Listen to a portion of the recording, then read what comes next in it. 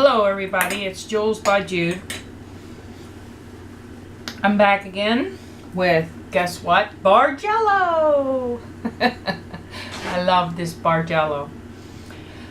Okay, I have a way that I have been doing the Bargello recently with only using a little bit of my scrap, and that's this back part. What I am calling this type of Bargello is a controlled Bargello, and how I'm accomplishing that to some degree is what I'm going to show you. So this is just plain rolled out scrap for the back at 7 on my pasta machine, and that's my thickest. So that's how we're going to do that. I'm going to take this off.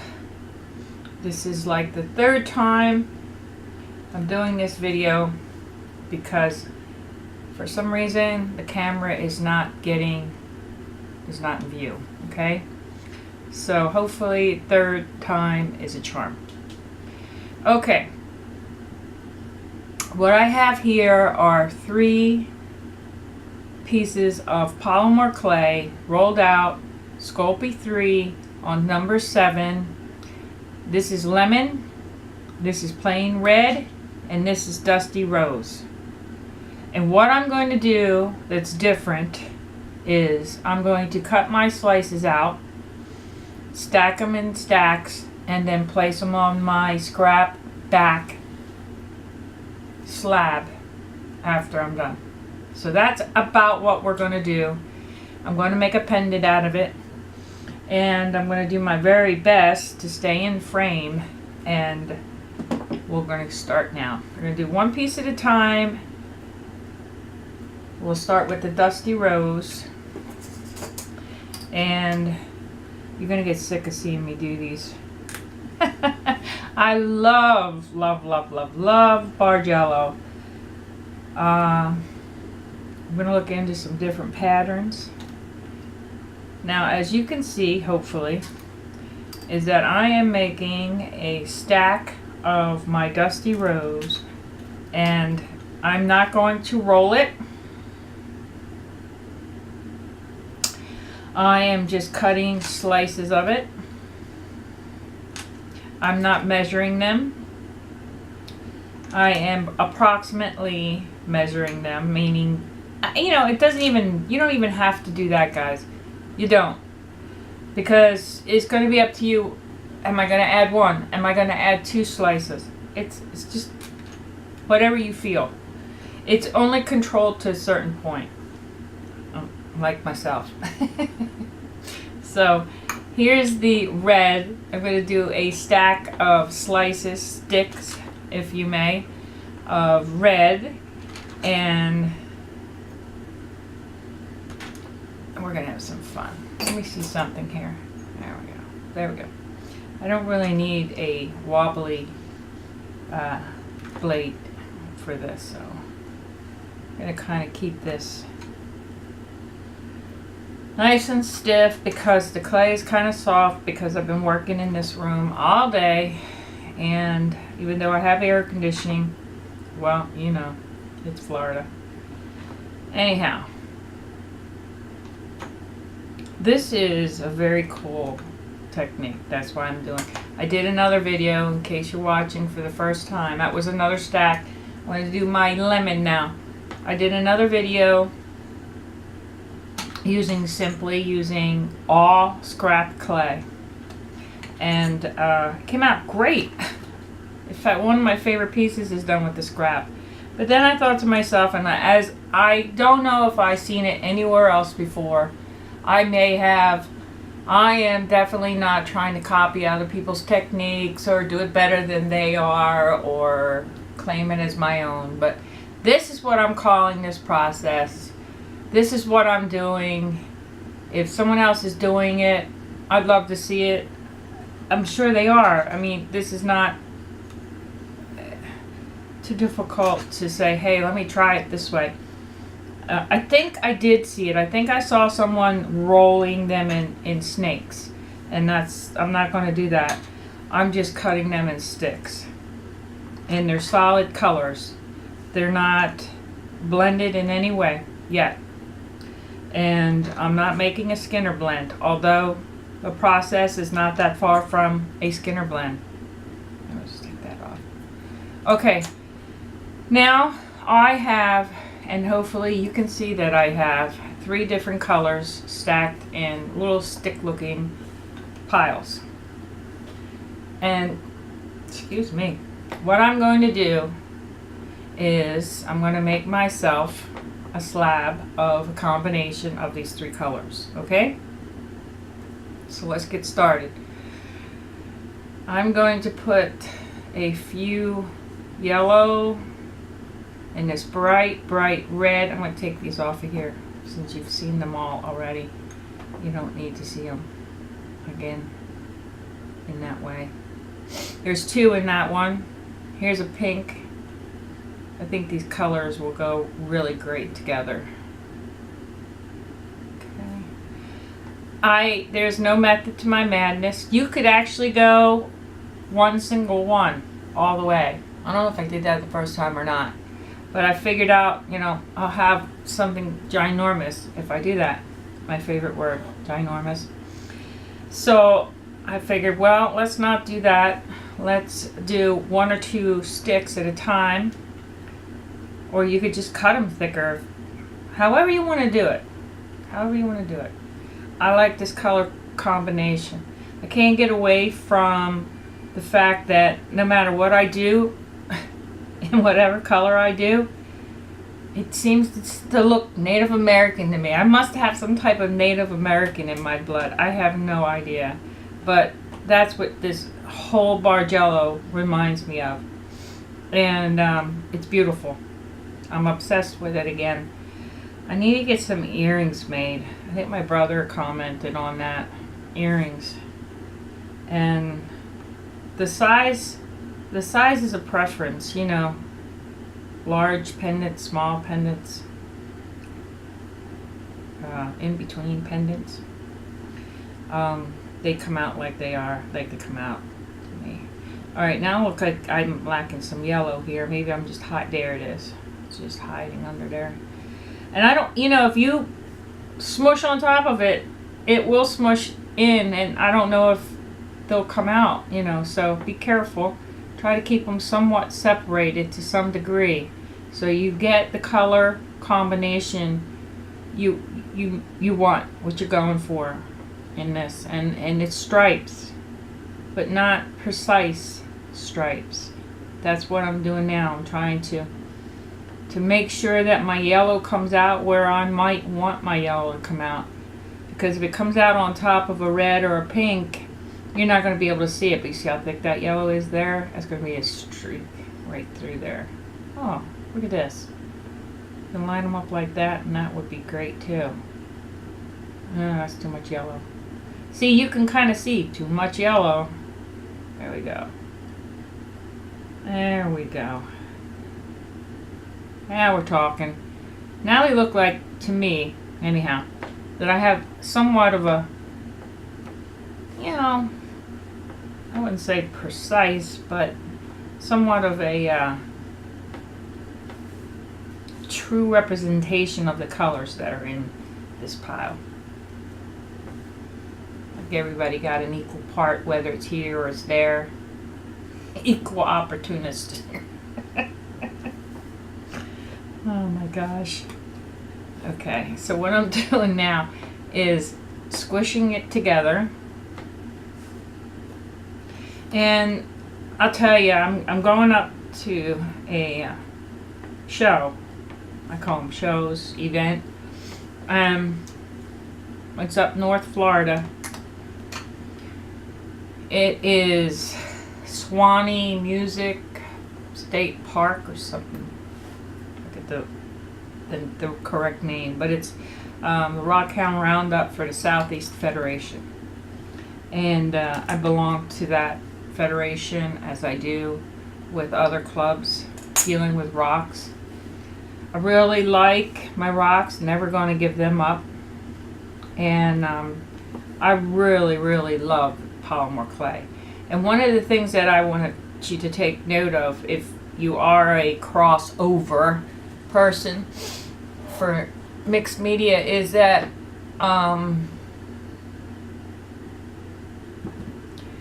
rocks can be heated only to a certain temperature, and it just so happens that that coincides with the temperature of polymer clay. So you can join them together, and that's what I like about it. Get this. There we go. So what I've got here is I've made myself a sheet of a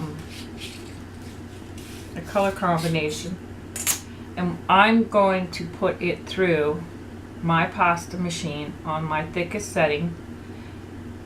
As soon as I rejoin it back together, there we go.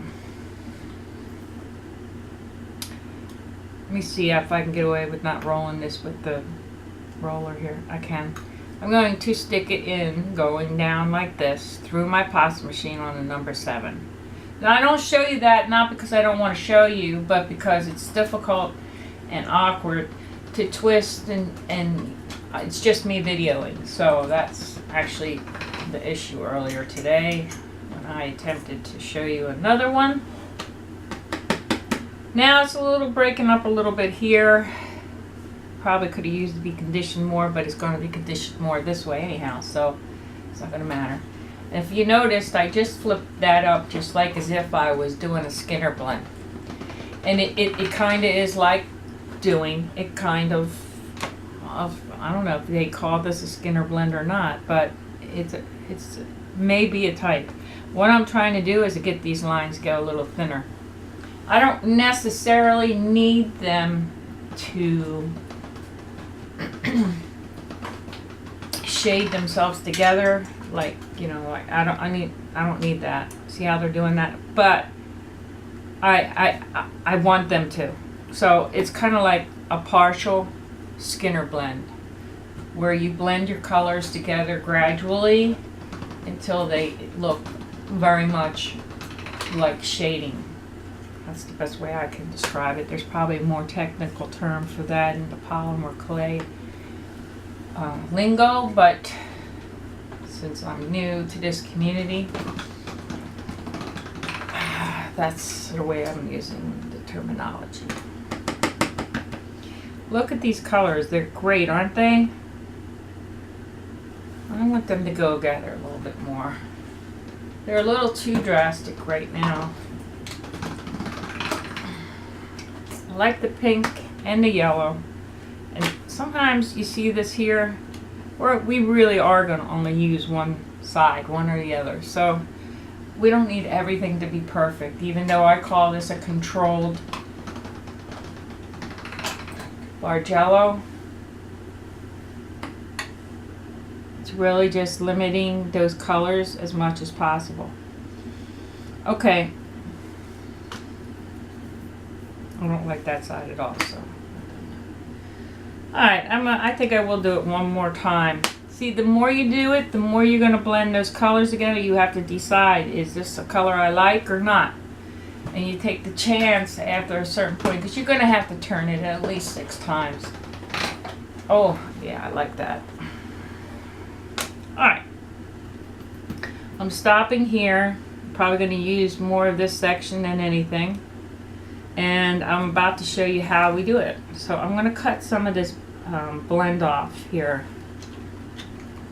And I am certainly going to hope for the best here as far as keeping this in the view of y'all.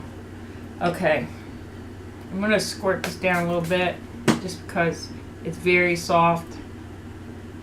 Now, this is my back piece. I don't want you to have to go back and see another video on Bargello, but if you'd like to, you can. It's the previous video, I believe. So if you want to go ahead and go back and see that, go right ahead. But that is strictly on scrap clay, which is great. It's the same technique. Only difference is I controlled the color combination on this piece more than I did in the previous video. Hence, then I am calling it a more controlled Bargello effect. Now what you do with your Bargello here is you take these strips. Now I'm not going to cut them in any size. I just want to get approximately the same size. I don't even need that. I just need to get this to, well, first of all, I wish I could put my head right over top of it so I could see how close I'm coming to the next piece, but I can't. You would not be able to see what I was doing at all. So we are going to stagger this up and down at will, and I am going to point out to you exactly what I'm talking about with this piece if you don't already see what's going on. I am focusing on these lines, and I'm trying to have them shift down or shift up to make a pattern. And seeing as how I'm the designer of the piece and making the decision, that's the only thing that's important. Besides not hurting yourself. Don't want anybody to hurt themselves. Alright. We're going to talk a little bit about drilling holes. We're going to talk a little bit about backing your pieces up and a little bit about the resin. I showed you that in the other one. I like to use the UV resin on a lot of my pieces. Primarily because it's pretty instant. But I have to say, I'm going to go back up now. You can notice I'm going down, now I'm going back up a little bit at a time. And what you do in that case is you find what pieces that have been going down, and then you use that pattern to go back up. See how I started to go back up? I'll use a pointer here. Does not have to be precise, as I said before. This is not a piece that needs to be followed exactly the way I'm doing it. I want, you know, everybody should be doing it in a different way, different color. Okay, I tell you the colors because a lot of people ask, oh, color. So this again is Dusty Rose. This is lemon, and this is just plain old red. Okay, so I'm going to start swaying upward. And gradually, that is what's happening. We're going to move back and forth, up and down. You see how it goes down, and it's going to go up. Now, if I could put my head completely over top of this, I probably would have a little more consistency, only based on the fact that at times I really enjoy having a little bit more of that control of the pattern. But I'm okay with the way this is turning out. I like the oranges that came out of it, and the pinks and the reds came out really well, and they should make a beautiful pendant.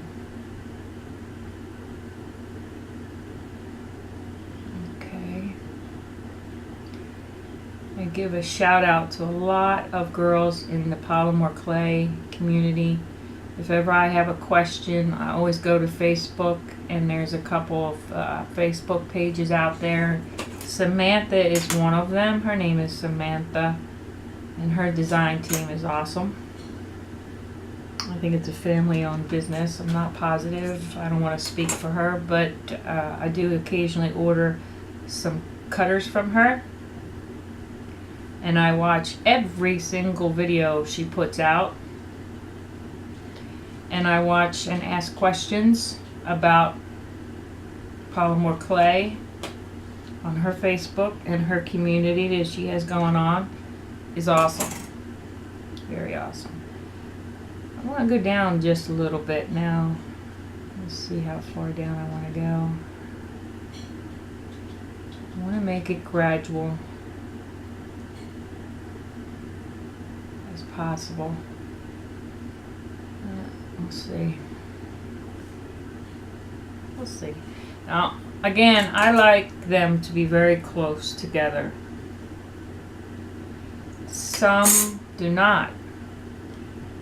And I want to tell you what happens when it's not as close as I like it, is you just have more texture. And there's a gap, slight as it may be, in, it shows your pieces are separated. Just a hint. And that's just a preference. I actually have some of those pieces and I enjoy them. So it's not that I hate it or anything. But I do favor the joining of these slices a little more. And I think I'm at my last piece here. So pretty soon I'll get to see if I actually got you guys a good video or not, because like I said, this is the third time shooting this one today. I'm like, new at anything, huh? Always got a learning curve going on. Alright, there's my little piece there, and this is my new little sheet. I want to call it a slab. It's not a slab, it's a sheet. You'll probably hear me call it a slab because I'm used to the rock terminology. And really what I'm doing now is I'm looking at my edge just to see where my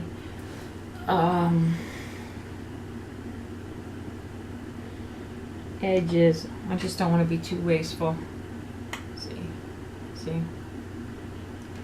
Alright, now what I'm going to do at this point is I'm going to push my pieces together. And the way I do it is this way. Now I'm going to take this and I'm going to wipe it clean because it's starting to stick and I don't really want that. Now, a little bit about this is just joining them a little more. And as I said, if you do this with your head over top of your piece, you can see it much better, and that's probably how you would do it, okay? Based on the fact that you don't have a camera you're worrying about getting over top of. So now all you're left doing at this point with this piece is trying to figure out what cutter am I going to use. And I am going to use this cutter. I like it. It's one of my favorites. I'm going to wipe it because it sticks if you don't wipe it, and it pulls up and it changes the form of your piece. I'm using water because this clay is so soft. Now, I'm probably going to let's see here. This is my best and worst part of, and that is trying to figure out what I want in this. Now this is pretty thick and it's going to get thicker. Not yet. Isn't that cool? Even that alone is cool. I gotta figure out how to use that. I have an idea. It's popped into my head. Alright.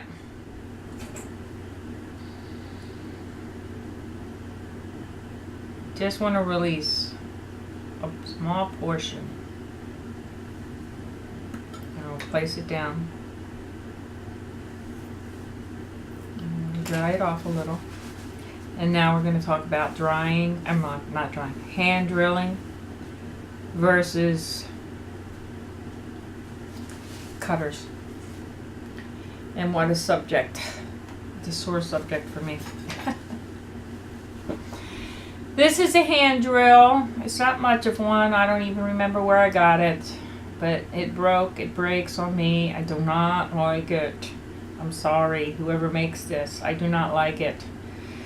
One side is thinner and this side is thicker, and it's might even be the reversed. That's how much of a difference there is, and that means there's not much. What you normally would do with this, you could drill it or pierce it where you want your hole to be, if you even want a hole. You do not have to put a hole in it.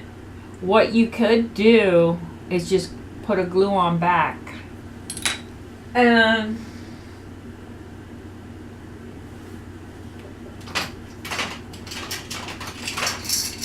if you did that, this is what I would use, because it's what I have currently. And you'd put that on, glue that on the back after everything was said and done. And isn't that pretty? You can do that. Alright. But that's not what we're going to do now. This is a cutter. These are little cutters. I call them punches for holes. So you have to decide how large your hole is, or how large your piece can handle. Now this is kind of, believe it or not, this is kind of big. You can see that, it's kind of big. So I'm gonna go with this one. And I'm bad about getting my clay out of there, so I'm gonna make sure I get all my clay out, because it will stick. Now, to do this in the reverse order, I will hope that I do not mess this up.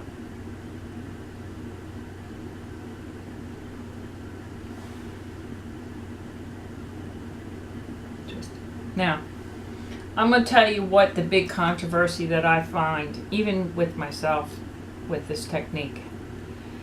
Every time you push clay, it changes form. That's not baked. So, in this instance, in my opinion, a very slight difference in the proportion of the clay. But you need to keep in mind, if you use this technique, you are pushing on the clay, and the clay is separating, and it is changing form. So, I do like doing it this way because it's less. If my clay does not bake correctly, I don't want to use it anyway, of course. But I've noticed that I've ruined pieces with this, and it's very irritating because they're good pieces. I did not want to lose. And you should probably know by now that some of these pieces are irreplaceable, because you can't really replicate some of this techniques, especially if you're using something like a Natasha bead or scrap clay, because there's no combination that says this is it. And with some of your canes, you can precisely or close to precisely replicate some of it. So a little upset with this little tool here. It's my fault because I need to get a better tool, hand drill, if I want to drill these holes after they're baked. So for now, this is my best choice. I'm going to bake this, and I think it's beautiful, to be honest with you. I'm going to show you how to put a backing other than what's already on there. So I'll be back. Hello, I'm back. These are two pieces I did earlier today that the video did screw up on me. I screwed up the video. It's more like it. And what happened here is I was out of frame. So this is like the third or fourth take on this. And this is the back. And I just got this out. And I did not do any sanding to it yet. But really love this color scheme a lot. So let's check and see what we did do on video. And I will show you, I believe I showed you last the hole. There we go.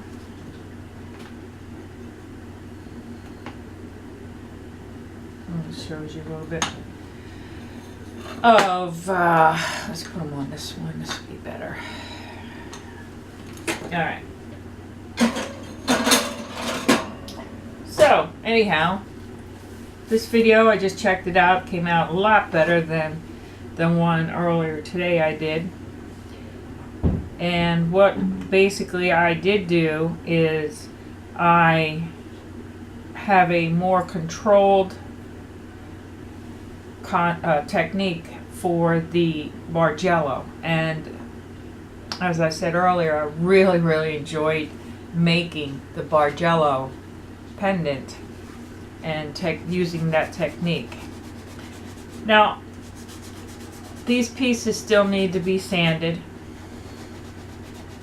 and I do believe that I'm going to try to put together a small video later, maybe later this evening or so, on some of the pieces that I did with the Bargello technique.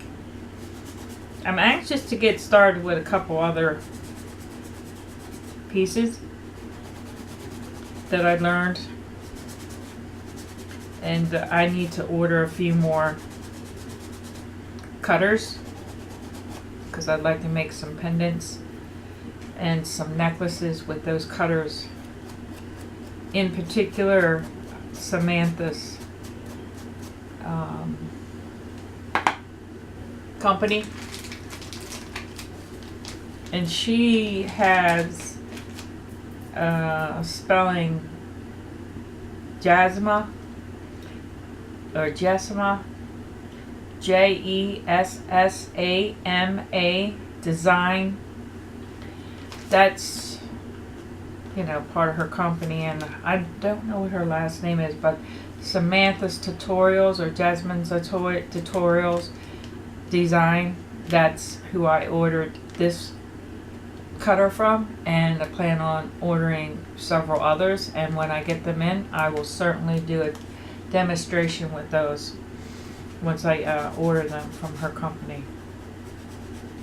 I like the way that I use that circle donut one quite often, actually. Not sure if I have one around here, but I like some of her tutorials that she does with that particular cutter and others. And she also has some resin molds or silicone, and that is also, I watched one today that she had that looked very interesting technique. So I just thought I'd share those little tidbits with you. See if you can find her on YouTube and or Facebook pages, because her polymer clay community on her Facebook are awesome people. I had some questions because I'm still learning, and they were quick to answer. Everybody on her site was so nice, including herself. She must be busy as all heck. Another lady that I enjoy watching a lot and ask a lot of questions about different things is, her name is Yvonne Williams, and she's also on YouTube. And I believe she also has other sites that you can visit. So really at this point, which this is very easy to do, all you do here at this point is sand this down. This was placed on this piece, which will be done right now. And I'm just going to show you how I did it, and after that you just bake it and it comes out like that. And for the sake of getting this on the video, you know, this is how it's going to come out. But I will show you how to get to that point. I like this background. It's a sparkly background. I think it's Primo. Yeah, Primo. I'm looking up at the packaging behind me, so I think it's Primo. But this is pretty much how I did this. And you can also use a cutter that I used, the cutter. And we spoke about how when you press on clay, of course expands. And so this is a different form. This piece here, after handling it and baking it. So rather than just go ahead and cut the form from the cutter itself, which probably would have worked fine because I would just expanded it anyways. Either way, you can do it. You can do it the way I just showed you, or you can use your cutter. At this point, what you're doing is just shaping, making sure that this piece is shaped properly. And this in-between color is scrap, and it's really just kind of like a palette that I use, you know, to place the Bargello pattern and pieces that I used. Now, and this backing is just to make it more attractive, in my opinion. And at this point, you do have a hole that's already going on. We discussed hand tools and hand drills. And now I have this piece that has this hole all the way through. Excuse me. I just finished eating. Apologize. That's it though, guys. Really and truly. I'm going to put this in. I'm going to bake it for 45 minutes at 250 degrees. Its front is already baked. Its second layer that this Bargello squares sticks were placed on that you watched earlier in the video have already been baked twice. This will be the third baking at 250 for 45 minutes. I'll examine it and then make a decision as to whether or not. Sometimes I do put it in twice. This is very, you know, sturdy. I'll finish sanding this, and then I will eventually put on my resin, as in this piece here. In case you did not see a previous video, that's that. You don't have to. They look nice, but you know, I think they're too exposed to everything. I just feel like it has to have a glaze or a resin. So, hey, thanks very, very much for watching the video. I hope you enjoyed it as much as I enjoyed making it, and I truly did. And I promise I'll try to do something new besides the Bargello. And thank you. If you like it, please like it, and then subscribe, and then share it. And that would be great because that helps me a lot. So, thank you. Good luck and God bless.